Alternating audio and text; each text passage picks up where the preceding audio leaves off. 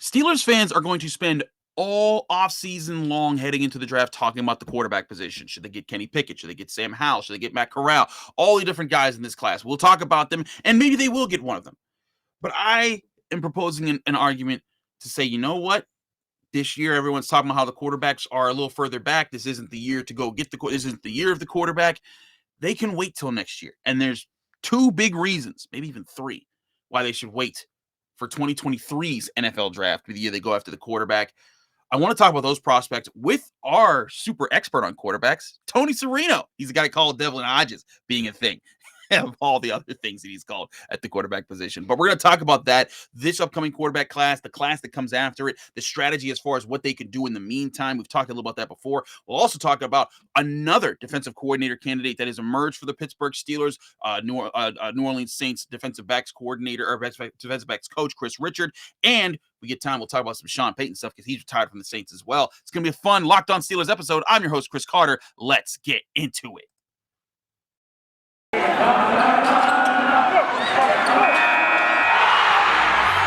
You are Locked On Steelers, your daily Pittsburgh Steelers podcast, part of the Locked On Podcast Network, your team every day.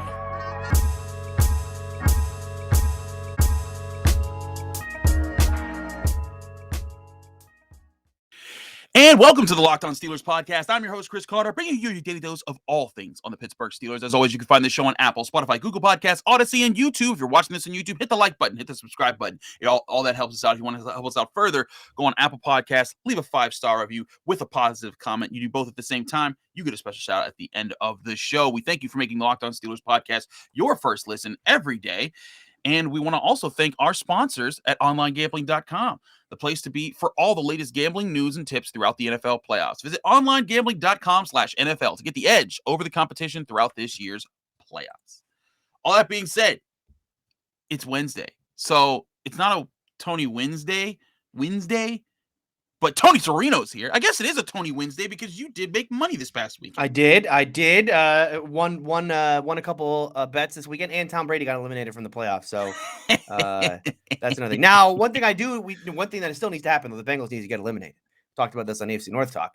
I don't know if there are Steeler fans out there. I'm going to talk to you guys in the. I feel you on this in the Facebook group. Yeah, this whole I cheer for my division thing. No. I don't cheer for the division. You know what I do? I cheer for the Steelers, and then right behind the Steelers, I cheer against everyone else in the AFC North. So big Chiefs fan this weekend. But I feel before we get to the serious topic, and talking about the quarterback situation, I'm kind of with you on this. I don't understand what Steelers fans are trying to do here. You're trying to trick yourself into thinking, oh, well, you're tired of Patrick Mahomes, you're tired of his fiance, and you're tired of his brother. I get it. That like the video of her spraying the champagne bottle onto the crowd, that was annoying to watch. And yes, some Chiefs fans were like, "We loved it," and I'm like, "You only said it because you don't want to lose Patrick Mahomes." But with all that aside, you're talking about those fans versus aligning yourself with the fans that used to hurl garbage at Ben Roethlisberger while he was on the cart. I'm sorry, Steelers fans. I don't know how you can fix your brain to stand alongside that group. No. So that's, and on top of all the other bad blood and division stuff that's going on there, and I'm not saying that you're a bad fan or anything like that. I'm just like, I don't know how you do it. I am. No, I'm saying you're a bad fan. Straight up, you are a bad fan if you're cheering for the Bengals this weekend. And I'm going to call you out for it. Okay, let's get to something serious here, and that's the quarterback talk. Tony, you and I have talked about quarterbacks. There's guys that we like in this class that could be, here or there, but there's obvious needs the Steelers have all across the roster. I talked about this with Dean Iampietro and Josh Axelrod, the agency, on yesterday's episode, but I want to address this with you. One thing that you've even started proposing, you even have the funny, not the acronyms, but like the sayings for what they need to do to get the quarterbacks of the next quarterback class. You're talking about looking at the next year. C.J. Stroud, Bryce Young, those guys may be being part of the 2023 NFL draft class. And you're right. Those pedigrees are way up ahead. As much as Kenny Pickett was in the Heisman race this year, he lost to Bryce Young because Bryce Young was doing it at a ridiculous level against SEC defenses week in and week out. And even though he lost the national championship game, he lit up Georgia, the best defense in the country, in the SEC championship. There's stuff about that. C.J. Stroud, another guy that was lighting it up numbers-wise. Yeah.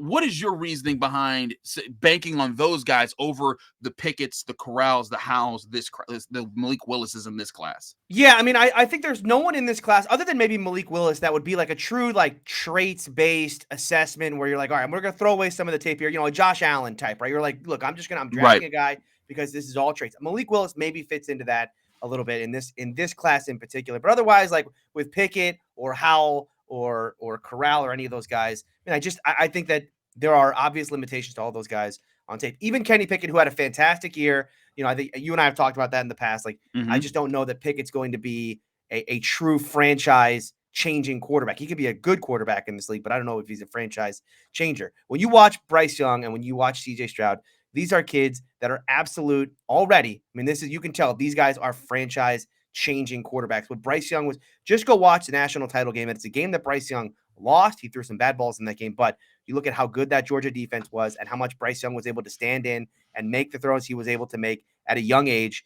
I think that's someone that certainly projects as a tool, again, with the toolsy type to go to the next level and do something special. Same thing with CJ Stroud. And the other thing about next year's class, Chris, is that, there could easily be another like Kenny Pickett type, right? Where he's, he kind of ascends, a 1 year wonder, a Joe Burrow type, right? Where it comes out of nowhere and that kind of thing too. So I'm with you. I am all in on this team. If they want, if they need a tank commander, right? If they want a tank, I'm here to help the Steelers tank in 2022 because that 2023 quarterback class is a much, much better class than this current one. So, I mean, we look at that and all things aside, I also don't think it's necessarily that they do tank that for that year. I think if Tony's okay with the tank, I wish I had a tank commander. I'm going to buy one. If you're going to buy a tank, if this joke goes any further, which it will, I'm definitely going to become the tank commander. What does a tank commander's hat even look like? Is it a helmet? Yeah, it's like just kind of like a helmet or something. I don't know. We're going to figure this out. This joke is going to continue going. Get ready. This is the new James Pierre. This is the new Duck Hodges. We just started it right here. Congratulations, listeners. You were here. You can get a shirt. I'll start selling them. I was there when the tank commander started. The tank commander. He's got the James Pierre hype train. He had the Devin Hodges hype train. There was another hype train you built this year, right? It was I forget what it was. It was mid-season. You had to diverge off of the James Pierre hype train. I did have to get off of James Pierre, but I don't know where I don't remember where. I thought you made a new one. But point being, you had to hop off that before it drove off the bridge and into the river. And it was not good. But hey, this is what we do. But to your point, I look at those guys and the guys in that class, they're little. But one of those guys that could emerge in that 2023 class is a guy, Brandon Armstrong. I watched him duel it out with Kenny Pickett. He's a Virginia quarterback. But I mean, him and Kenny Pickett were just going blow for blow. And I mean, and he was making good throws, good reads, and he went into that game hurt. Like he was coming off an injury, and he was going at a Pitt defense that was one of the best sack-producing defenses. Like the Steelers, they go up there and getting after the quarterback. And he was just dealing with the pressure and dealing really good passes. And it was just Kenny Pickett just ousted him. And that's why Kenny Pickett is, was a Heisman candidate and finished third in that voting. But I look at that class. You're right. There's potential there. There's what you can do to see there. And I brought this up in yesterday's show as well. The Chiefs, when they traded up to the 10th overall pick to get Patrick Mahomes, they gave up their first round that year, the first round next year, and a third round. They went up from 27 to 10. Yeah. Now, if you're looking at next year, we have no idea what the Steelers are going to be like next year because we have no idea who they're building around. But there's the possibility they could, let's say they somehow get to the mid-20s. Let's say they get to the playoffs and they're in the situation that they are a little bit further past this year. Or even if they're at the same spot, say they're at 20. I think you're talking about a similar price to move up into the top 10 to get one of those guys. Well, I mean, there's a couple problems there. I think that is what they moved up to get Mahomes, but Mahomes was an interesting case because Mahomes wasn't thought of as like a premier guy. Remember, Mahomes That's true. Mahomes went after Mitchell Trubisky, right? Did I get that? Did I get that right? Yeah, he did. Because, and I remember watching Mahomes tape. I mean, Mahomes, he's a crazy quarterback in college, and I don't think they were never in like national title contention or anything like that. I mean, he was a serviceable guy at Texas Tech, put up big numbers, but that team, wasn't exactly winners. Thank you, Cliff Kingsbury, for that one. But he did go Deshaun Watson, who was like Michael Jordan in college. Yes. That was crazy too, because Watson was kind of thought of as a higher pedigree guy. I think the problem with next year's class, though, is you've already got the talk around guys like C.J. Stroud and Bryce Young. And so I would that is a problem. I would be shocked if those guys fell to 10. In fact, I think the worry, if you're a Steeler fan this year, and the reason why I'm leading the tanking charge, why I'm the tank commander this year, because I think you got to be around. First of all, you got to hope if you don't get one of the first 2 picks in the draft, you kind of got to hope that the teams there do not need a quarterback so that you can get up there to get him. I think that to me is more likely. Now again, maybe the Jaguars, the Jets. Yes. Teams that just spent high picks on quarterbacks. Right. But continue. Yeah, and I just think I think, now it doesn't have to be one of those 2 guys like you talked about. There may be like a Brendan Armstrong. Look at this year's class, right? No one had Mac Jones as a first round pick. No. Going into this class, and then all of a sudden he just he turns out to be a first round pick. Everyone's like, whoa, yeah, he was great. Yeah, right, exactly. Kenny Pickett going into this year or the year before was Joe Burrow, right? No one was thinking about Joe Burrow as the number 1 overall pick. That was a Tua. Remember tank for Tua? Tank for Tua ended, and then all of a sudden it was bad for Burrow. So, things change very quickly in the college football scene. I know from covering it. Yeah, exactly. So I think for the Steelers, look, you got to get yourself into a position. You got to have the draft capital, and you got to be willing to spend it, or you just got to be bad enough to be up there and in the mix. And for me, trading and all that stuff is nice. Let's just be up there and in the mix, baby. Tank Commander 2022. Let's go. You're a silly man. We've talked a lot about this, but we got to talk about the other news that involves the Steelers and them increasing their coaching search outside the organization for the defensive coordinator, or are they? We'll talk about that in just a minute. But first, we got to talk to you guys about onlinegambling.com. Steelers fans, we're all looking for an edge these days, and I'd like to get to thank onlinegambling.com for sponsoring today's podcast. If you don't know already, onlinegambling.com is a website dedicated to giving bettors the edge. Throughout the playoffs, they're providing you with the best NFL tips, news, and more to help make your bets as informed as ever. The experts at Online Gambling sent me a challenge way back when to say that to pick 2 Super Bowl teams to play off against each other. And let me tell you that you should probably take their advice, because if you took my advice, you picked the Bills and the Cowboys, neither of them even made it to the conference championship round. So take onlinegambling.com's advice, not mine. As they keep a close eye on everything, they'll give you all the news to stay up to date and provide the best and most trusted experience online all day, every day. And that includes their OG tips section, where you'll find their own Super Bowl picks, as well as the inside track on how to beat the odds throughout the NFL playoffs. Make sure to visit onlinegambling.com/NFL for all the latest gambling news, tips, and info to beat the odds and give you the edge throughout the NFL playoffs. Remember, that's onlinegambling.com/NFL to make the most of this year's playoffs.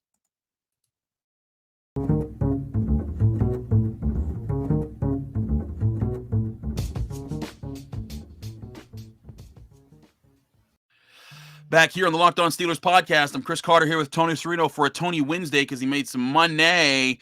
Tony, real quick before we get into this segment, if there was betting odds, if you put money down, who's Steelers defensive coordinator next year? Oh, it's like minus 10,000 on Teryl Austin. Minus 10. So you gotta bet like $10,000 to make $100. Yeah. I mean, this is as obvious a thing as there ever was. Well, let's talk about that in a bit, because the Steelers, it was reported that they have requested to interview the Saints defensive backs coach Kris Richard for the DC spot. This now adds on. I believe it was, I forget the guy's name. The guy from the Giants? Patrick Graham, yes. Kris Richard and Patrick Graham, their defensive coordinator over there. So this now adds 2 candidates to the mix there for the Steelers.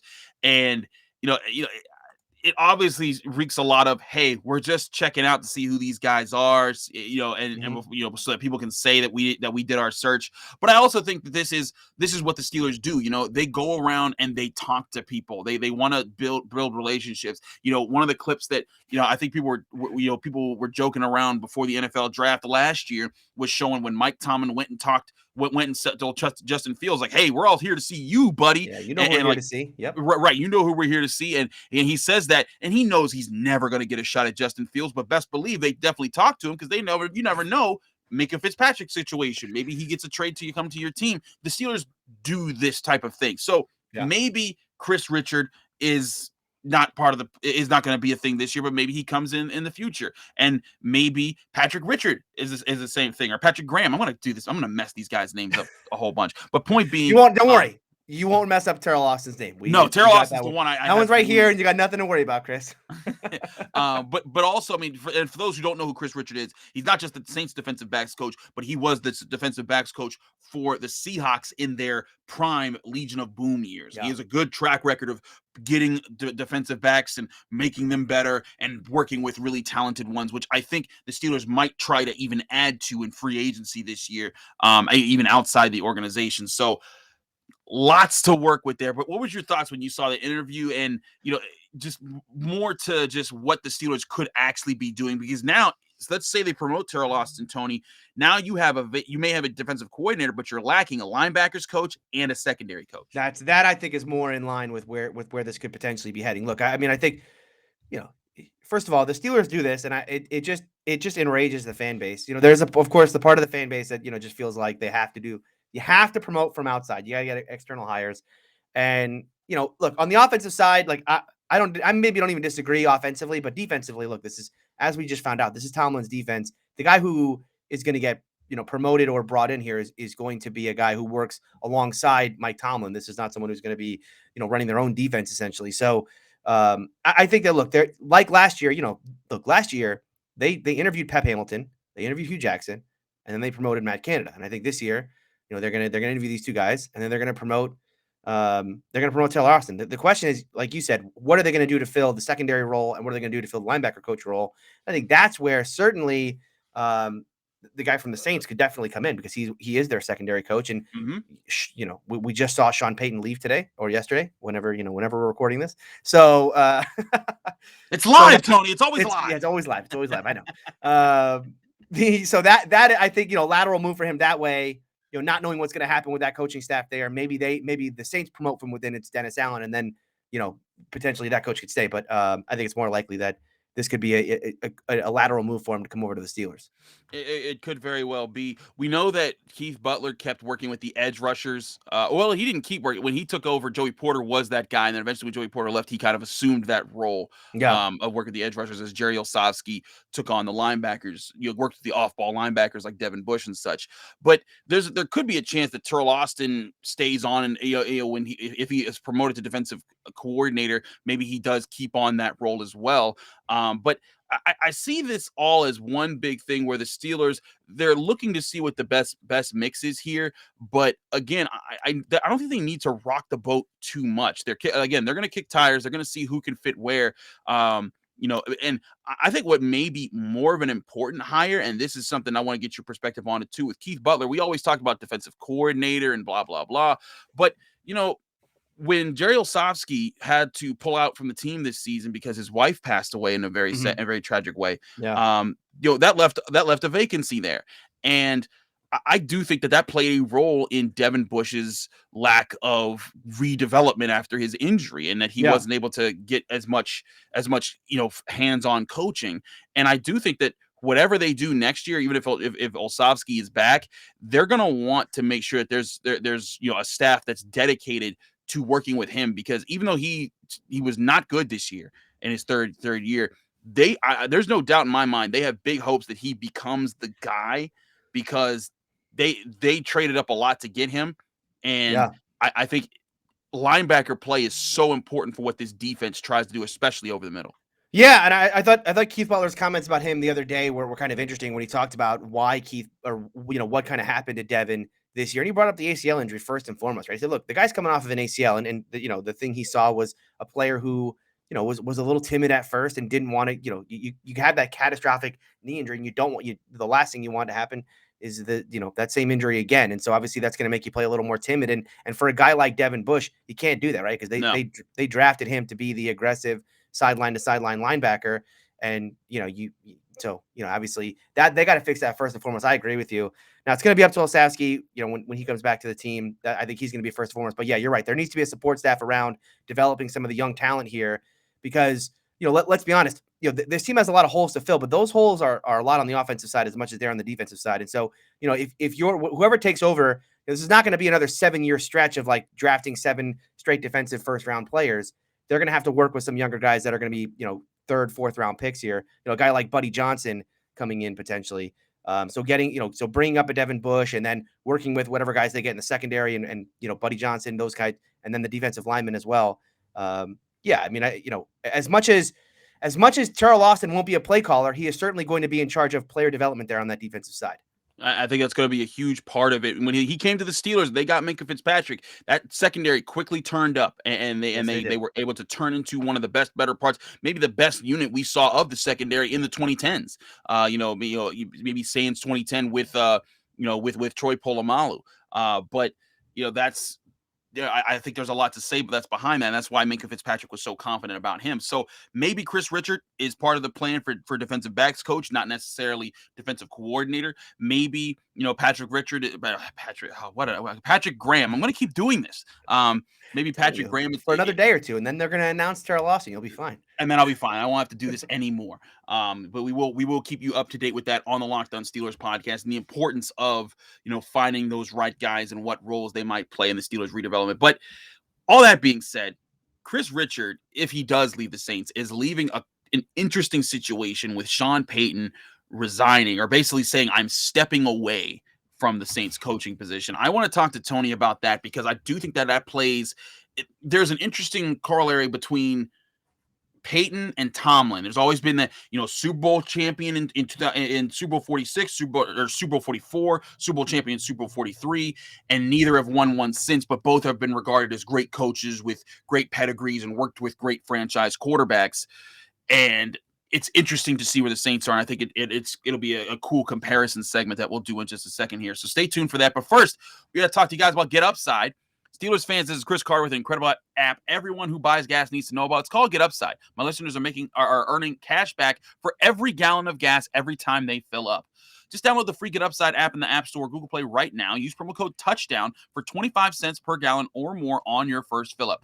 That's cash back right away. Don't pay full price at the pump anymore. Get cash back using Get Upside. Just download the app for free and use promo code TOUCHDOWN for 25 cents per gallon or more on your first tank. Some people who drive a lot are making as much as $200 or $300 a year in cash back, and there's no catch. The cash back gets added right to your account. You can cash out anytime to your bank account, PayPal, or an e-gift card, or for Amazon and other brands.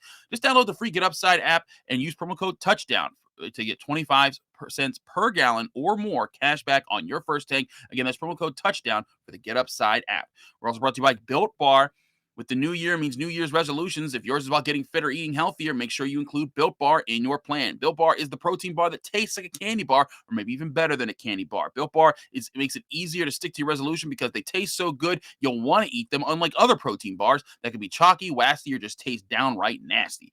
You want to eat healthy, but it gets so boring by week 3 of your new diet, you're saying, where's the chocolate? Well, Built Bars are covered in 100% real chocolate, but with that, they still only pack 130 calories, 4 grams of sugar, 4 net carbs, and 17 grams of protein. That's a great comparison to the ordinary candy bar that's 240 calories, 30 grams of sugar, and dozens of net carbs. Here's an idea for your new year. Make sure you find all those snack stashes that you put all those unhealthy snacks in. Get rid of them. Replace them all with Built Bars, because there's so many different flavors for you to enjoy, whether it's raspberry, coconut, almond, peanut butter, brownie, double chocolate, cookies and cream, salted caramel. They have them all available at Built.com. Be sure to go to Built.com and check out all their new limited time flavors, including their regular ones that everybody loves. Use promo code LOCKED15. That's LOCKED15, LOCKED15 for 15% off at Built.com. And when we do back-to-back ad reads, Tony, we keep it rolling. Let's go. Now, let's examine this. Now, Sean Payton retires. Yes. This is an interesting situation. Not retires. He specifically said, I'm not retiring. He stepped away from the team. He's not going to be coaching next year. And I don't know you, Tony, this is very obvious what this screams. Sean Payton, he's been there since, 2007, 2006? Right around the same time Tomlin. Yeah, I think it was right around the same time. And that's the thing about it for me, is that they started around the same time. I'm checking real quick to make sure my numbers are correct. Yeah, 2006. So he was the year he started coaching the Saints the year before Tomlin. So there's a direct parallel to say of that. They both got Super Bowl championships. They both had legendary quarterbacks. and they both were faltering throughout the 2010s, not coming through and finishing late. So everyone was looking at them. But it was always interesting how Mike Tomlin would be brought up in one light, Sean Payton in the other. But one thing that's really interesting about that, when we saw how Drew Brees exited, Sean Payton, they tripled down. They invested a whole lot of money in the Saints to kind of try to keep them competitive. They paid big money to Michael Thomas, big money to Alvin Kamara, Cameron Jordan, Teron Armstead, Taysom Hill. That's the name that's different from all the other people I just named, by the way. And now they're in a situation where next year, Tony, with all the problems the Saints had, they are $74 million over the cap. Yeah. It seems to me, tell me I'm crazy, that's Sean Payton saying, that's not my problem. I'm out of here. Yeah, I mean, the Saints were really what a silly way to run your organization. Where like once you lose Drew Brees, we all imagine, right? Once you lose your franchise guy, you're going to roll right into the next guy. But the Saints did it really silly, which is like you said, they continued to invest around Jameis Winston or Taysom Hill or whatnot, and now they're left in a situation where you have like no cap space whatsoever, and so they're likely going to have to do this massive restructuring of almost everyone on the roster. They'll probably have to cut some players here and there, but I think more than likely all the big names will stay, and they'll just kind of push kick the can down the road, but they won't be able to make any big name. They're not going to be in like the Aaron Rodgers sweepstakes or the Russell Wilson sweepstakes or anything like that. And so they're going to be in a situation where you're in that kind of the awful middle, right? Where you're just good enough to not make the playoffs or not be good enough to do anything in the playoffs, and just bad enough that you'll never be able to afford the next quarterback beyond that without giving up massive draft capital. And I think, I think for that reason, I think Sean Payton looked at this and said, look, we're not going to be competitive here for a little while now. And this is as good a time for me to step out, especially because there's always been those rumors about him and the Cowboys organization. And given where Mike McCarthy is today, this may be a short 1-year retirement for Sean Payton before he's over and he takes a little car ride over to Dallas. Yeah, that's what makes the most sense to me. You look at what Sean Payton, he's only 58 years old. He has plenty of time to bounce back. And I know some people are sitting saying, why are we talking so much about the Saints? I think it's an interesting thing to compare to where these two organizations are. The Saints have a lot of talent. They were right with the Steelers, battling around 500 to make to the playoffs. The Steelers found their way in. The Saints, unfortunately for them, did not. But this was a team that sold out and tried to do all the things to put themselves in position. And now, Sean Payton's like, what's the point of me being here? Whereas Mike Tomlin is sitting there saying, hey, it's time to reload up, baby. We got TJ Watt. We got these guys. And now we got a lot of cap space coming along with the picks to make it move. I think that there's something to be said with the trajectory that both of these teams have been put on by these coaches. I think the thing to hit on is that when people are critical of the Steelers and the moves that they made in the 2021 offseason, right? Letting guys like Mike Hilton go and Bud Dupree go and the entire offensive line, right? Alejandro Villanueva, letting all these guys go. You look back, you're like, boy, couldn't this team have been better if they brought some of those guys back, especially looking at what Mike Hilton's doing in Cincinnati. But again, you don't want to get caught in a situation like this where you have no flexibility with New Orleans, right? I mean, look, I'm sure I haven't looked over their roster top to bottom, but I'm sure that they have spots in that roster that need to be filled this offseason. And they have absolutely, outside of quarterback, and they have absolutely no space to do so. I mean, they're going to spend the entirety of these upcoming months trying to figure out ways to get that into a manageable number so that they can bring in, a couple free agents here and there in a very Steelers-esque way, right? A couple second tier, third tier guys. Whereas the Steelers this offseason, if they wanted to, the Steelers are going to have so much cap space. I mean, once they do the Ben move at where he retires after June 1st and they potentially cut, a guy like Zach Banner or Joe Schobert, and this team's going to have $55-60 million in cap space when all is said and done and they start doing all their movements. They could do the Bill Belichick thing from last year where they just go hog wild in free agency and bring in a ton of players if they want to. Or if they want me to be their tank commander, they could sit pat and do absolutely nothing, save that cap space for a year, baby, and then we go all in with Bryce Young or C.J. Stroud in 2023, whatever they want to do. I'm not saying, but I'm just saying. But again, that's the beauty of what Kevin Colbert, Omar Khan, and this front office did is they gave the Steelers maximum flexibility. They can do whatever they want this offseason. The Saints cannot. They have one thing they have to do. They have to get cap compliant, and that means kicking the can even further down the road, a road which at this point has no future, has no quarterback. Yeah, it has no quarterback. And again, you're talking about signing free agents. They're gonna have to like the holes in their roster. They're gonna create holes in their roster by letting guys go. Like Teron Armstead is on next year. He's one of the guys that has to go because he's all his money is free up in the cap space. They can't afford to hold on to him at $12.9 million. Yeah. You know, and that's why a lot of people look at him. He's gonna be gone. You know, you look at guys like Malcolm Jenkins. He's gonna, even if they cut him, he's gonna be costing $7.9 million against their cap next year and save them only $3.8 million. There's not a whole lot of easy options there when you talk about, you know, how to save money. So there's going to need to be some creative restructure work. And again, that's something the Steelers, they don't got to worry about. They've got it's gonna be a bunch of void years in New Orleans. It's gonna be crazy. Right, void years for the next. Someone's going to get some Bobby Bonilla type of money. Exactly. It just I mean, that is the way to get out of $77 million of debt. My goodness. I mean, that's a lot. But I mean, right now, the Steelers, you put them with Ben Roethlisberger. When he retires, you're thinking that's going to get them close to 50 million-ish in cap space next year. Then you're going to be in a position, like you said, you make some more cuts. You make some restructures. You could also save money by getting rid of Eric Ebron. He'd be in that mix. There's a lot of things you could do next year to boost your number to get up to even past 60 million in cap space. And that's something we haven't seen the Steelers be able to do. I think that's another factor of Mike Tomlin making this team competitive, finding a way to fight through it, while also the front office doing what they're trying to do and setting themselves up for the future.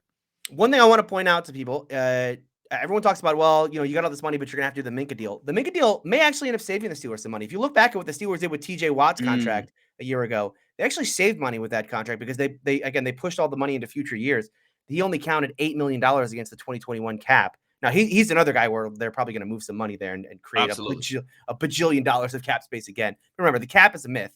But the Minka deal will be a long-term, like this will cut down in their cap space in 23 and 24. But in 22, again, it may even save them $1 million or $2 million. I think that's another great point to be made there. But going back to one of your other points, them not keeping Mike Hilton, and I get it. I was on, like, I love Mike Hilton as a player. Yeah, watch as a person who breaks down film. He is fun to watch. You see what he's done for the Bengals. And I'd even say without him, I don't think the Bengals are in the AFC Championship game. I think that he's given them. He's not the sole thing that's putting them over the top. That's Joe Burrow, Jamar Chase, and them. No, but that play he made was spectacular. Spectacular. And those are the type of plays only Mike Hilton made at the slot cornerback position. Right. But I also get when people say, why didn't Steelers pay him?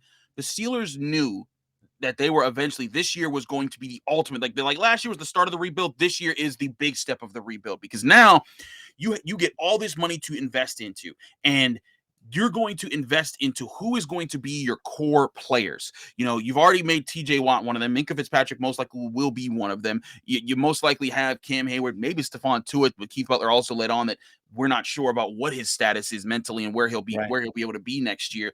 But there's going to be certain financial commitments in your salary cap that you're like, these are the pillar players. For a long time, the big pillar was Ben Roethlisberger. His money was just way above everyone else's. Now that that's out of the way, you have the opportunity to say, hey, we're building this defense from here. And I know that Mike Hilton's the man, and I'm a big supporter of Mike Hilton as a person.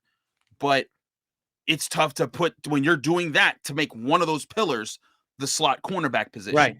Right. And I think that's the problem that he ran into. It's also why they were letting go to Villanueva, because he also wasn't good anymore. But that's why I think they've been very careful about handing out these big contracts for guys that aren't 26, 27 years old and superstars like TJ Watt.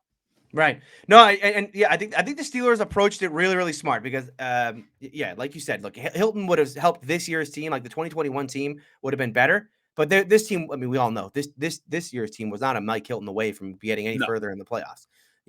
They ran into a buzzsaw in Kansas City. So, I think that the flexibility that they have this offseason, their ability, again, to do everything they want, which is go out and completely retool offensively, defensive line, if they want to, get some new guys in secondary if they want to, cool. And again, if they want to stand pat, they can do that too. I mean, it's what – we keep talking about how interesting this offseason is because, again, there's so many layers to these things with how they can address the cap situation, how they can address this draft, future drafts.